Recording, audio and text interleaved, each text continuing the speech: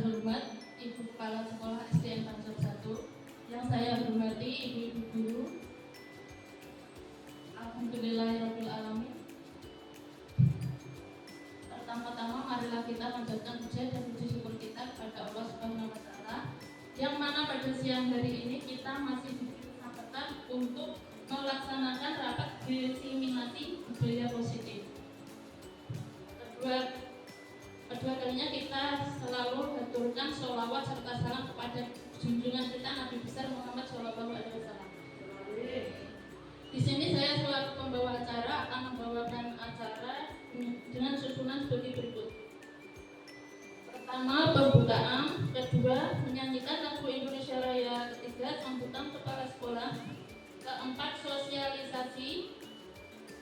Kelima, umpan balik. Keenam, doa dan penutup. Langsung saja kita mulai dengan acara yang pertama, yaitu pembukaan. Mari kita buka acara pada siang hari ini dengan bacaan basmalah. Kedua, menyanyikan lagu Indonesia Raya. Kepada yang bertugas kami persilakan. Hadirin dimohon berdiri.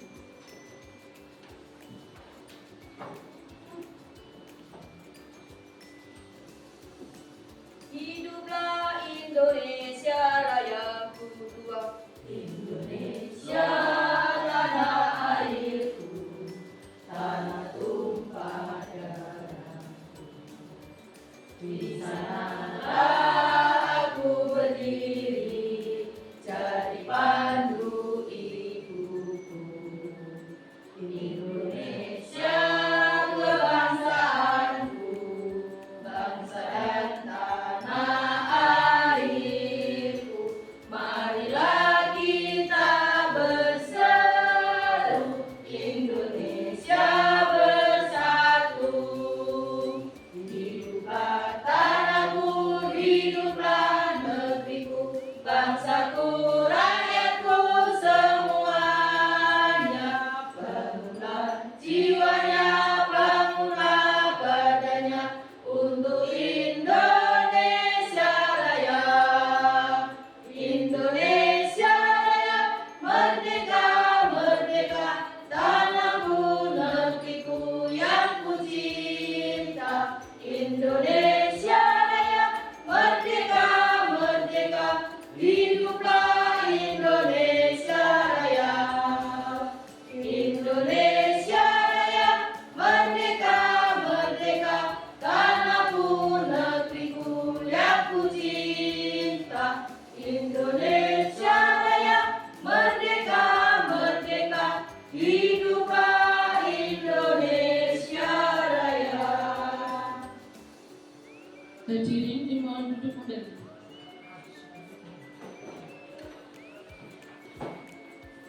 Acara selanjutnya sambutan kepala sekolah. Kepada Ibu Sri Pemilihati kami persilakan.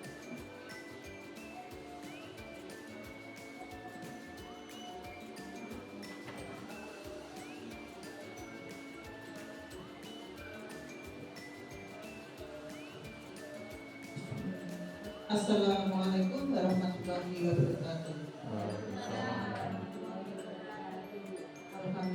Alhamdulillahirabbil alamin. Assalatu wassalamu ala asyrofil anbiya'i wal mursalin sayyidina wa maulana Muhammadin wa ala alihi wa sahbihi ajmain. Pertama-tama marilah kita panjatkan puji syukur kehadirat Allah Subhanahu wa taala, yang mana pada siang hari ini kita masih diberikan kenikmatan berupa kesehatan sehingga kita dapat melaksanakan acara ini dalam keadaan sehat walafiat. Kedua kalinya sholawat serta salam semoga tetap tercurah kepada junjungan Rasulullah Muhammad SAW. Mudah-mudahan kita nanti mendapat syafaatnya di yaumil qiyamah. Terima kasih kepada Bapak Ibu hadirin sekalian. Pada kesempatan siang hari ini saya tidak banyak menyampaikan. Saya pribadi selaku kepala sekolah selalu mendukung apa yang dilakukan oleh guru penggerak yang berkaitan dengan regulasi. Memang sekarang harus dilakukan atau diikuti oleh guru penggerak. Jadi walaupun nanti ini Pak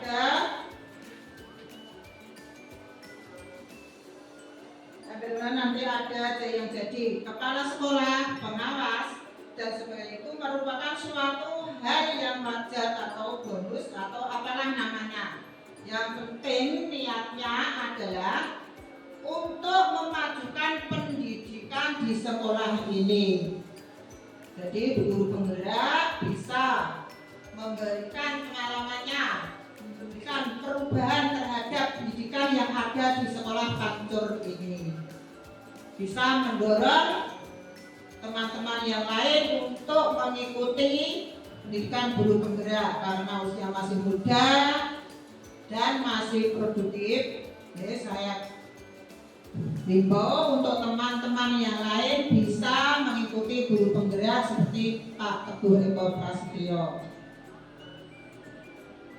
Bapak Ibu tidak usah khawatir, nanti kebijakan dari dinas sudah ada.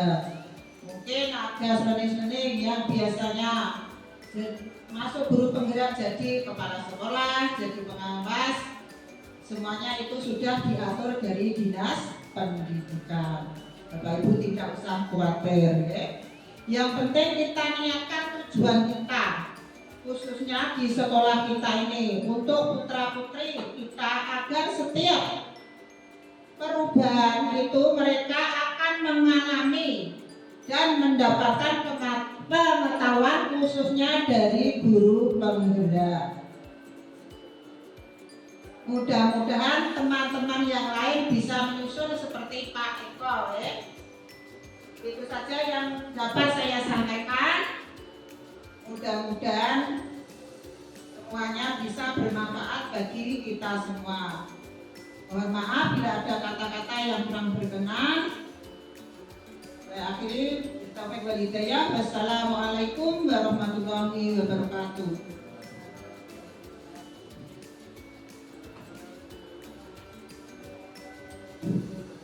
Acara selanjutnya, sosialisasi diseminasi budaya positif yang akan disampaikan oleh Bapak Teguh Eko Prasetyo. Beliau kami persilakan.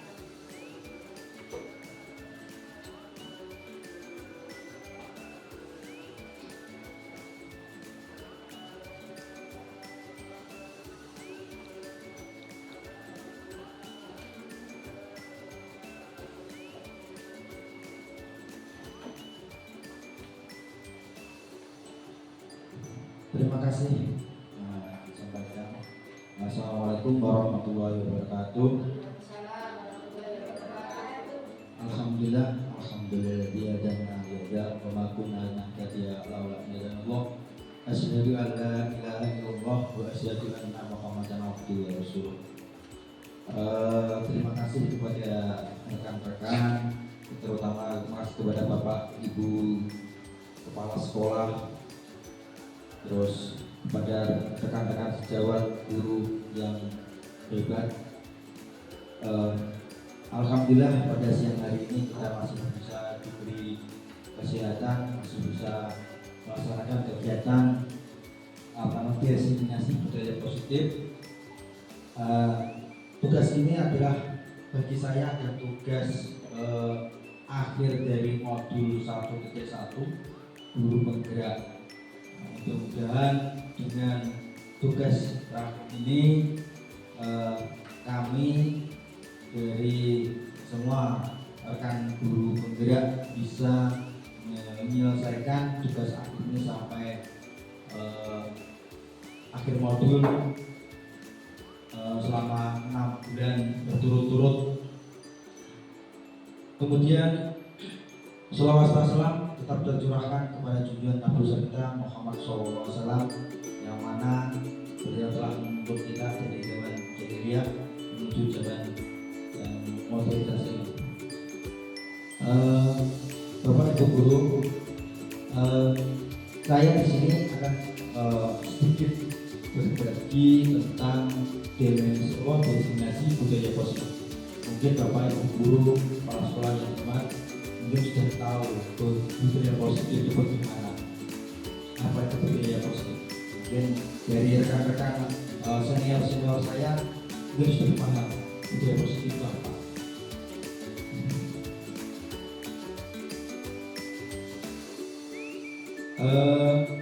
Ada kutipan dari Ki Hajar Dewantara bahwa kita ambil contoh perbandingan. Kita ambil contoh perbandingannya dengan hidup tumbuh-tumbuhan seperti petani. Dalam hakikatnya kewajibannya adalah kewajiban dengan seorang pemilik yang menanamkan padi misalnya hanya dapat menuntun tumbuhnya padi. Ia dapat memperbaiki kondisi tanah, memelihara tanaman padi, memberi pupuk dan air, membersihkan tulang-tulang atau jamur-jamur yang mengganggu hidup tanaman padi dan lain sebagainya. Ini adalah kutipan dari Ki Hajar Dewantara yang sudah tercetak di buku. Kemudian dari uraian tersebut kita dapat memahami bahwa sekolah itu ibaratnya sebagai tanah tadi, sebagai tanah tempat bercocok tanam, sehingga guru itu harus mengusahakan sekolah itu menjadi lingkungan yang menyenangkan, menjaga dan melindungi murid dari hal-hal yang tidak baik. Dengan demikian karakter murid tumbuh dengan baik. Sebagai contoh, murid yang tadinya malas menjadi semangat. Bukan kebalikannya, murid akan mampu menerima dan menyerap suatu pembelajaran bila lingkungan di sekolah di sekelilingnya terasa aman dan nyaman. Selama seseorang merasakan tekanan dari lingkungannya, maka proses pembelajaran akan sulit terjadi. Seperti itu. Jadi kita itu sebagai pendidik itu harus menuntun, bukan memaksa, tapi harus menuntun agar peserta didik itu bisa tumbuh kembang dengan baik dan menjadikan sekolah itu nyaman dan aman. Selanjutnya, untuk membangun budaya positif, sekolah perlu menyediakan lingkungan yang positif, aman, nyaman agar murid-murid mampu berpikir bertindak dan menciptakan dengan bertindak mandiri dan bertanggung jawab. Salah satu strategi yang perlu ditinjau ulang adalah bentuk disiplin yang dijalankan selama ini di sekolah-sekolah kita. Jadi budaya positif itu apa ya namanya? Menyediakan lingkungan yang aman, yang nyaman agar murid kita itu agar murid kita itu mampu berpikir, bertindak dan menciptakan dengan merdeka. Jadi kita murid itu dibebaskan untuk motivasi, inovasi dan lain-lain. Jadi kita sebagai guru itu harus menuntun agar anak itu memiliki budaya positif. Kemudian menurut ini ada juga bacaan kutipan dari Stephen R. Covey mengatakan bahwa bila kita ingin membuat kemajuan, perlahan sedikit ubahlah sikap atau perilaku Anda. Namun bila kita ingin memperbaiki cara utama kita, maka kita perlu mengubah kerangka aturan kita. Ubahlah bagaimana Anda melihat dunia, bagaimana Anda berpikir tentang manusia. Ubahlah paradigma Anda, skema pemahaman dan penjelasan aspek-aspek tertentu tentang realitas. Nah, kalau kita sudah mengetahui kutipan ini, memahami kutipan ini membahas tentang apa itu? Membahas tentang kedisiplinan. Makna kata disiplin. Kalau kita sudah memahami kata-kata ini, pasti kita memahami kata disiplin. Sekarang ketika melihat kata disiplin itu ada dua pertanyaan yang terbenang-benang di angan-angan di otak kita. Yaitu yang pertama, apa yang terbayang di benak kita? apa yang terbenam di benak kita tentang kata disiplin itu. Yang kedua, apa yang terlintas di pikiran kita. Kita ada dua pertanyaan yang hampir mirip sebenarnya, tapi beda. Tapi kebanyakan orang akan menghubungkan kata disiplin dengan kata tertib, peraturan, bahwa kata tertib, teratur, dan kepatuhan pada peraturan. Kata disiplin juga sering dihubungkan dengan hukuman, padahal itu sungguh berbeda karena belajar tentang disiplin positif tidak harus dengan memberi hukuman. Justru itu adalah salah satu alternatif terakhir dan kalau perlu tidak digunakan sama sekali. Jadi hukuman atau peraturan itu kalau bisa jangan dilakukan. Ya. Di dalam budaya kita, makna kata disiplin dimaknai menjadi suatu yang dilakukan seseorang pada orang lain untuk mendapatkan kepatuhan. Kita cenderung menghubungkan kata disiplin dengan ketidaknyamanan. Tapi kalau kebanyakan anak-anak itu kalau sudah belajar tentang kedisiplinan, terlalu ketat, gak enak, pasti anak-anak bilang seperti itu. Ya.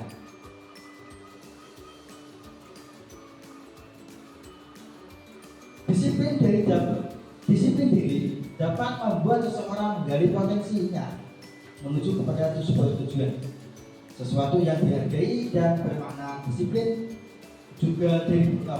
diri juga mempelajari bagaimana cara kita mengontrol diri dan bagaimana menguasai diri untuk memilih tindakan yang mengacu pada nilai-nilai yang kita hargai. Dengan kata lain, seseorang yang memiliki disiplin diri berarti mereka bisa bertanggung jawab terhadap apa yang dilakukan karena mereka mendasarkan tindakan mereka pada nilai-nilai kebajikan universal sebagai pendidik. Sekarang tujuan kita adalah menciptakan anak-anak yang memiliki disiplin diri sehingga mereka bisa berperilaku dan mengacu pada nilai-nilai kebajikan universal dan memiliki motivasi intrinsik bukan ekstrinsik. Nah, itu. Jadi kita mendidik anak itu harus bisa mengeluarkan kebajikan motivasi intrinsik kepada anak. Selanjutnya, apa tujuan disiplin positif itu?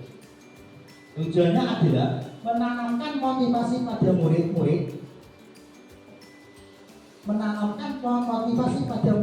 kita, yaitu untuk menjadi orang yang mereka inginkan dan menghargai diri sendiri dengan nilai-nilai yang mereka percaya.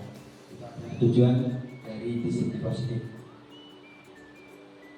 Ketika murid kita memiliki motivasi tersebut, mereka telah memiliki motivasi intrinsik yang berdampak jangka panjang. Motivasi yang tidak akan terpengaruh pada adanya hukuman atau hadiah. Mereka akan tetap berperilaku baik dan berlandaskan nilai-nilai kebajikan karena mereka ingin menjadi orang yang menjunjung tinggi nilai-nilai mereka yang mereka hargai. Sekarang selanjutnya yaitu keyakinan kelas. Nah, apa itu keyakinan kelas? Mungkin dari Bapak Ibu dulu sudah pernah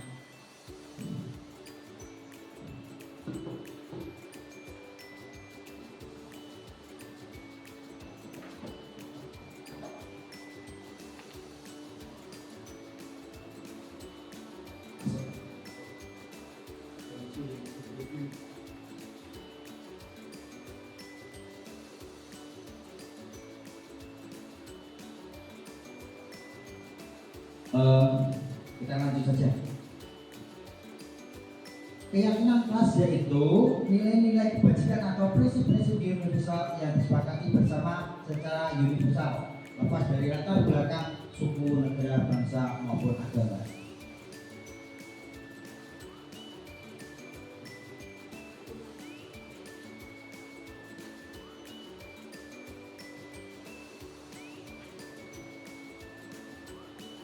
Selanjutnya pembentukan keyakinan kelas. Nah, tadi sudah tahu tujuannya apa itu keyakinan kelas. Sekarang bagaimana cara membentuk keyakinan kelas itu?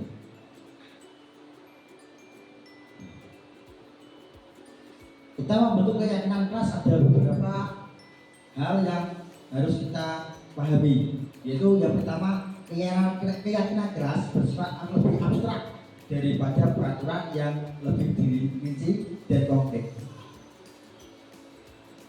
Selanjutnya, keyakinan kelas berupa pernyataan universal. Pernyataan keyakinan kelas senantiasa dibuat dalam bentuk positif. Selanjutnya, keyakinan kelas hendaknya tidak terlalu banyak sehingga mudah diingat dan dipahami oleh semua warga kelas.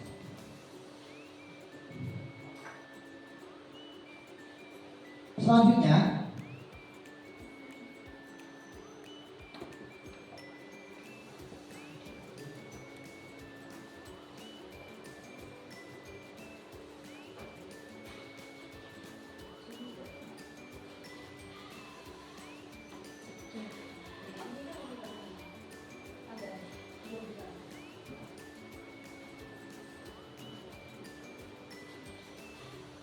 yaitu keyakinan kelas sebaiknya sesuatu yang dapat diterapkan di lingkungan tersebut. Nah, kemudian semua warga kelas hendaknya ikut berkontribusi dalam pembuatan keyakinan kelas lewat kegiatan curah pendapat. Dan yang terakhir, bersedia meninjau kembali keyakinan kelas dari waktu ke waktu. Nah, itu adalah bagaimana cara membentuk keyakinan kelas yang kita harus pahami sebelum kita membentuk keyakinan kelas. Selanjutnya, ini ada beberapa contoh peraturan yang akan dibuat keyakinan kelas. Nah, kan di kemarin saya di kelas 2 kemarin ketika di guru penggerak diwajibkan untuk membuat keyakinan kelas. Tugasnya membuat keyakinan kelas. Tapi sebelum membuat keyakinan kelas, kita membuat peraturan dulu. Peraturan yang sudah dibuat. Ya. Kemudian saya buat peraturan, kemudian dibuatlah keyakinan kelas itu. Ya. Keyakinan kelas tadi kan tidak boleh terlalu panjang, tidak boleh terlalu pendek, simple, padat, yang penting bisa dimengerti oleh siswa. Nah, ini ada contoh peraturan. Kembalikan barang ke tempatnya. Ini adalah peraturan. Ya. Monggo guru apa? Keyakinan kelasnya apa? Kalau nomor 1 itu, kembalikan barang ke tempatnya. Coba keyakinan kelasnya apa?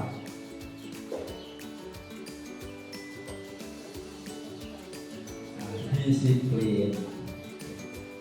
Jadi harus itu dimengerti oleh semua warga. Kalau peraturan kan banyak dilarang, tidak boleh dan lain-lain. Nah, kalau keyakinan kelas disimpel lagi, ya, diperringkas lagi. Contoh yang kedua, dilarang mengganggu orang lain. Ini apa? Kerukunan bisa. Menghargai kerukunan bisa. Yang selanjutnya, hadir di setelah 15 menit sebelum pembelajaran dimulai. Disiplin tepat waktu. Dilarang melakukan kekerasan dengan anak itu, berkelahi. Kita saling menyayangi, tidak boleh saling bertengkar. Keyakinan kelasnya adalah menyayangi.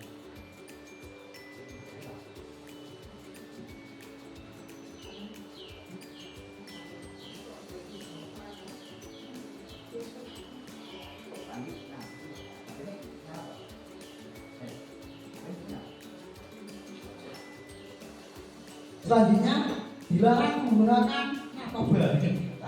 Ya. Nah, bergantian atau menunggu giliran, yaitu antri. Misalnya budayakan antri kan seperti itu. Dilarang merokok, jaga kesehatan, gunakan masker, sama juga jaga kesehatan, berjalan di kelas dan koridor, yaitu tenang. Ini contoh keyakinan kelas yang saya buat di kelas 2.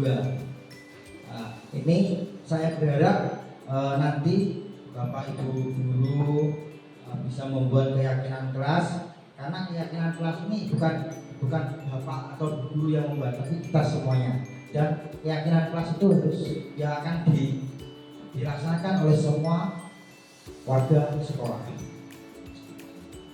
Selanjutnya, prosedur pembentukan keyakinan kelas. Prosedurnya. Yang pertama adalah mempersilahkan murid-murid di kelas untuk bercurah pendapat tentang peraturan yang perlu disepakati. Yang kedua, mencatat semua masukan-masukan para murid di papan tulis atau di kertas besar. Setelah tadi membuat peraturan, terus kemudian kita tulis peraturan itu di kertas atau ditulis di papan pengumuman atau gimana itu. Nah, terus kemudian yang nomor 3 adalah susunlah keyakinan kelas sesuai prosedur pembentukan keyakinan kelas. Gantilah kalimat-kalimat yang berbentuk negatif menjadi kalimat positif. Selanjutnya, tinjau kembali daftar curah pendapat yang sudah dicatat. Nah ini, setelah semuanya dicatat, kemudian kita tinjau lagi daftarnya sudah cukup atau kurang. Kemudian tinjau ulang keyakinan kelas secara bersama-sama. Tadi kita tinjau sendiri, terus kemudian yang meninjau semua orang.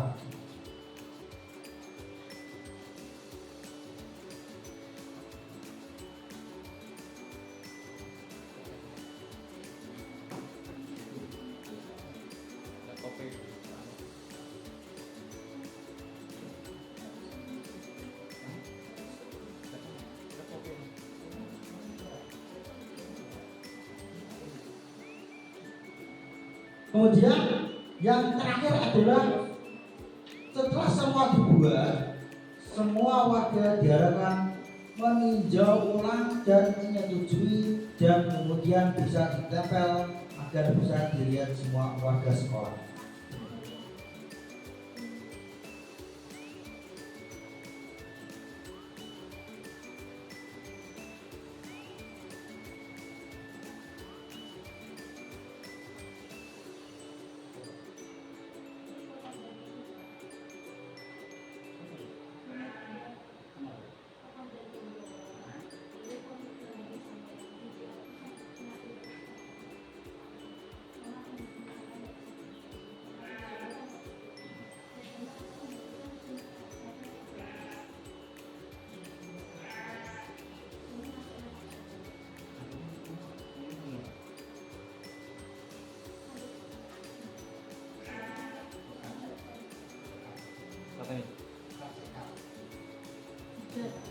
Seluruh tindakan manusia memiliki tujuan tertentu. Semua yang kita lakukan adalah usaha terbaik kita untuk mendapatkan apa yang kita inginkan.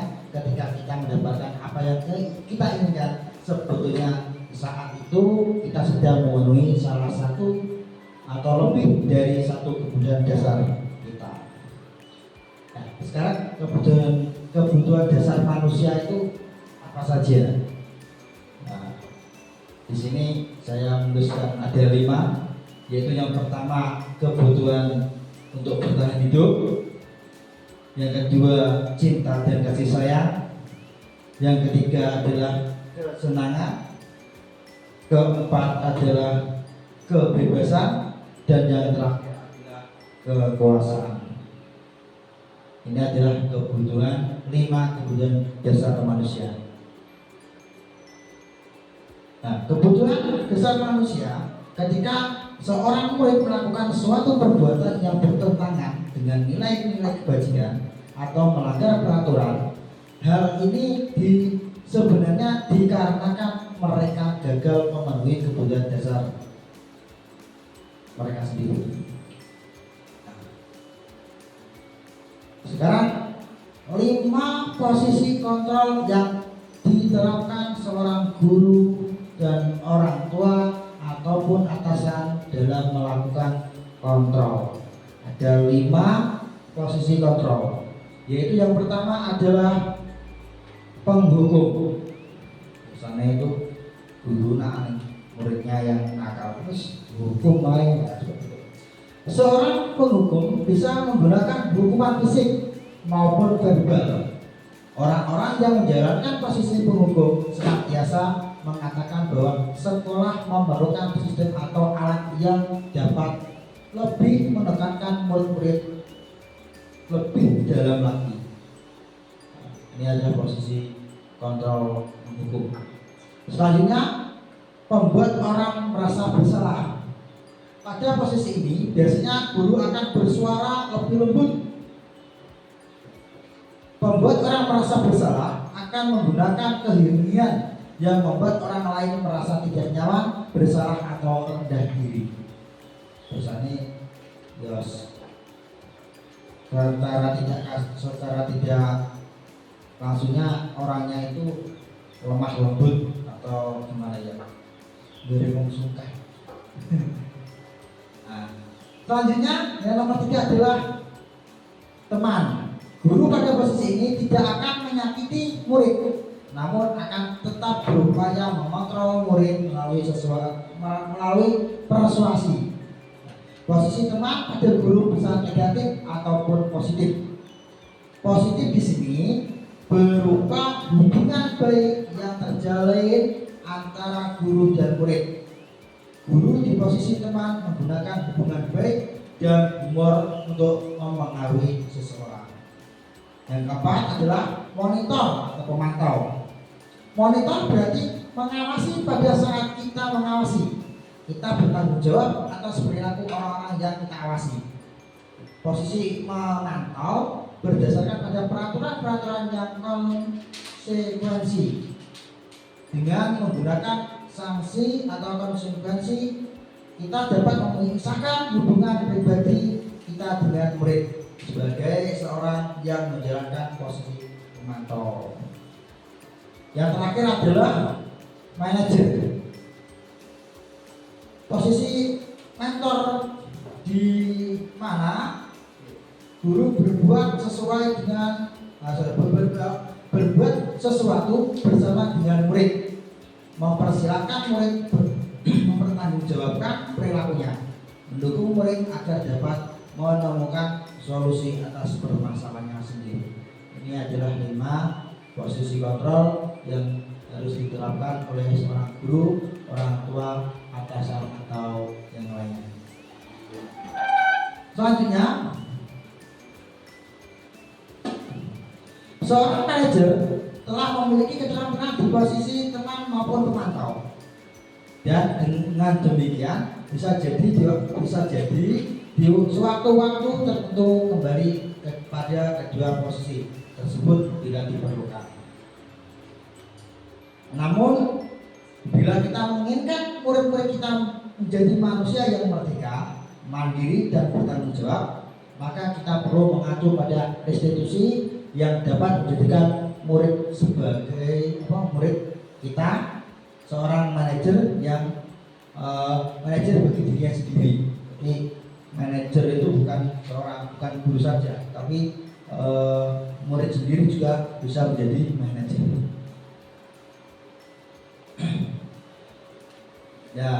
Dan yang perlu kita sadari yaitu dari kelima posisi kontrol, seseorang guru adalah mencapai posisi manajer. Jadi dari guru itu harus posisi kontrol guru yang pasti yaitu kita menjadi manajer, di mana posisi ini ialah murid dapat menjadi pribadi yang mandiri, merdeka dan bertanggung jawab atas segala perilaku dan sikapnya, yang pada akhirnya dapat menciptakan lingkungan yang positif, nyaman dan aman.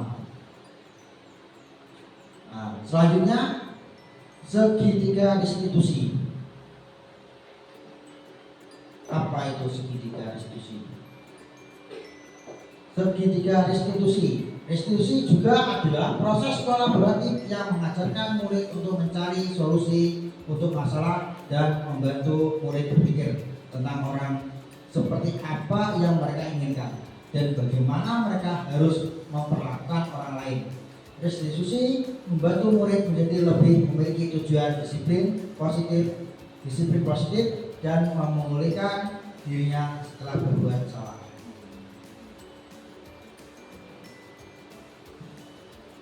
Sebuah cara menanamkan disiplin positif pada murid restitusi adalah proses menciptakan kondisi bagi murid untuk memperbaiki kesalahan mereka sehingga mereka bisa kembali pada kelompok mereka dengan karakter yang lebih kuat. Nah, ini gambaran dari segitiga restitusi. Segitiga restitusi itu ada 3 tahapan, yaitu yang pertama menstabilkan identitas, yang kedua adalah validasi tindakan yang salah, yang ketiga adalah menanyakan keyakinan. Itu adalah 3 tahapan restitusi. Nah, yang pertama yaitu menstabilkan identitas. Bagian dasar dari segitiga restitusi yaitu bertujuan untuk mengubah identitas anak dari orang yang gagal karena melakukan kesalahan menjadi orang yang sukses. Anak yang sedang mencari perhatian adalah anak yang sedang mengalami kegagalan. Dia mencoba untuk memenuhi kebutuhan dasarnya, namun ada benturan. Ini. Kemudian yang kedua yaitu validasi tindakan yang salah. Setiap tindakan kita dilakukan dengan suatu tujuan, yaitu memenuhi kebutuhan dasar. Kalau kita memahami kebutuhan dasar apa yang mendasari sebuah tindakan, kita akan bisa menemukan cara yang paling efektif untuk memenuhi kebutuhan tersebut. Dan yang terakhir adalah menanyakan keyakinan, yaitu teori kontrol menanyakan bahwa kita pada dasarnya termotivasi secara internal ketika identitas sukses telah tercapai. Itu adalah langkah yang pertama. Terus yang langkah yang kedua, tingkah laku yang salah telah divalidasi. Ini adalah langkah yang kedua. Maka anak akan siap untuk dihubungkan dengan nilai-nilai yang dia percaya dan berpindah menjadi orang yang dia inginkan. Dan yang terakhir adalah terima kasih. Ini semua sudah saya sampaikan. Terima kasih atas kehadirannya. Mungkin dari apa yang sudah saya sampaikan bermanfaat untuk kita semua, dan saya harap apa yang saya sampaikan nanti kepada Bapak Ibu Guru bisa menerapkan di kelasnya masing-masing. Mungkin ini yang bisa saya sampaikan, kurang lebihnya saya mohon maaf. Assalamualaikum warahmatullahi wabarakatuh.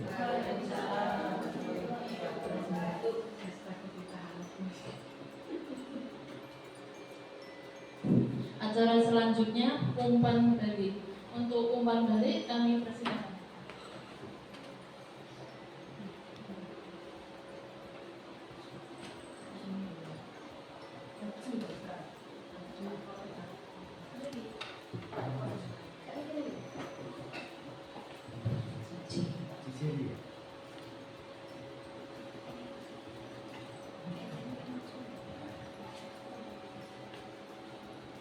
Bismillahirrahmanirrahim.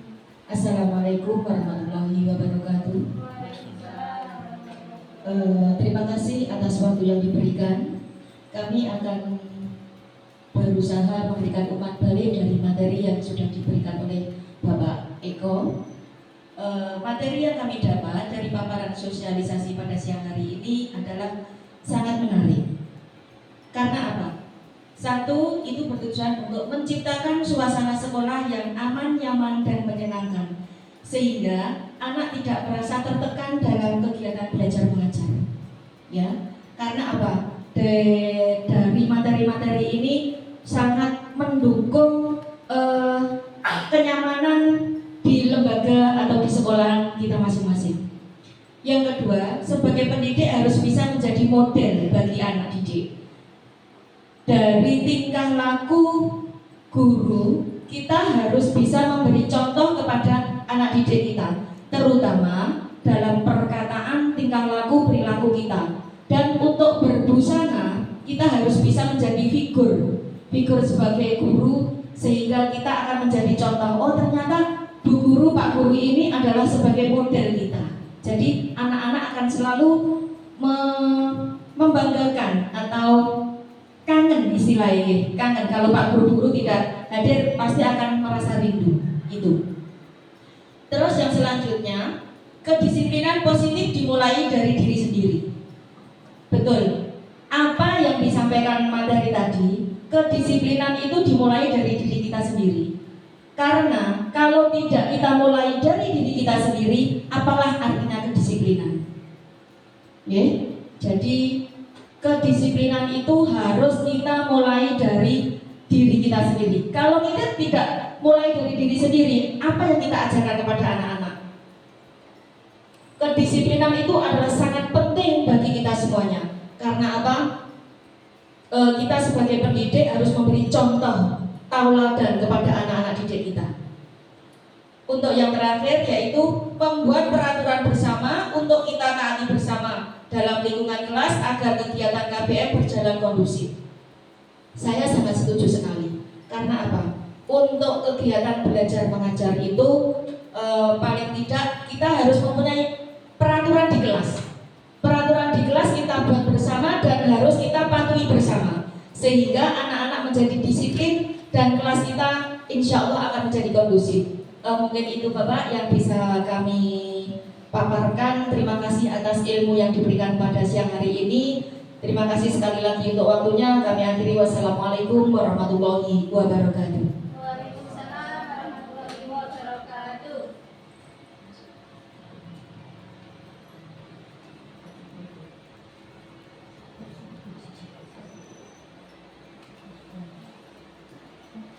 Terima kasih atas umpan baliknya.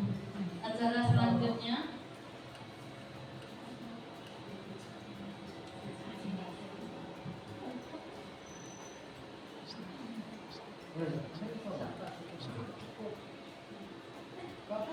monggo untuk umpan balik selanjutnya.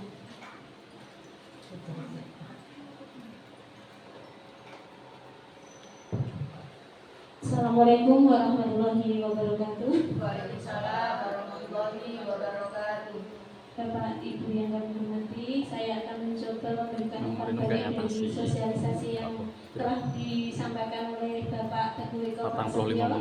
Di sini saya mengucapkan banyak terima kasih karena beliau sebagai CGP yang telah banyak menjelaskan secara gamblang apa itu tentang dimensi budaya positif. Dari penjelasan beliau, kita dapat menerapkan dimensi budaya positif di lingkungan belajar mengajar kita dengan baik. Dari penjelasan beliau juga, kita dapat memperoleh teori-teori yang baru yang dapat kita manfaatkan untuk kegiatan KBM, sehingga kegiatan KBM kita dapat berjalan dengan nyaman dan menyenangkan bagi siswa kita, sehingga lingkungan sekolah kita, lingkungan KBM kita itu menjadi nyaman. Anak-anak juga merasa senang mengikuti belajar mengajar, sehingga siswa itu dapat menerima pelajaran yang kita sampaikan dengan mudah. Mungkin hanya itu yang dapat saya sampaikan. Terima kasih atas ilmunya yang telah diberikan pada siang hari ini. Dan Bapak Ibu guru yang lain, terutama kami, siap mengembangkan apa yang diperoleh pada siang hari ini. Assalamualaikum warahmatullahi wabarakatuh. Waalaikumsalam warahmatullahi wabarakatuh. Terima kasih atas umpan belinya. Acara selanjutnya doa sekaligus penutup. Saya selaku pembawa acara, apabila ada kesalahan, saya mohon maaf yang sebesar-besarnya. Akhir kata, wassalamualaikum warahmatullahi wabarakatuh. Doa akan disampaikan oleh Bu Yati.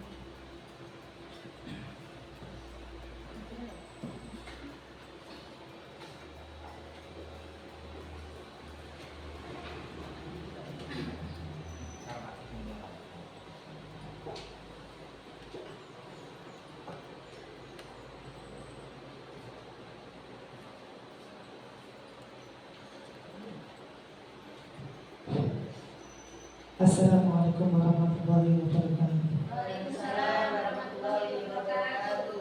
A'udzubillahi minasyaitonir rajim. Bismillahirrahmanirrahim. Alhamdulillahirabbil alamin. Allahumma ya Allah, ya Rabbi kami, ingin mengucap puji syukur kehadiran-Mu atas segala rahmat karunia-Mu yang telah Engkau limpahkan kepada kami pada hari ini. Dengan penuh keakraban dan bahagia ini kami hadir di sini, kiranya Engkau memberi barokah dan ridho-Mu dalam acara yang kami laksanakan.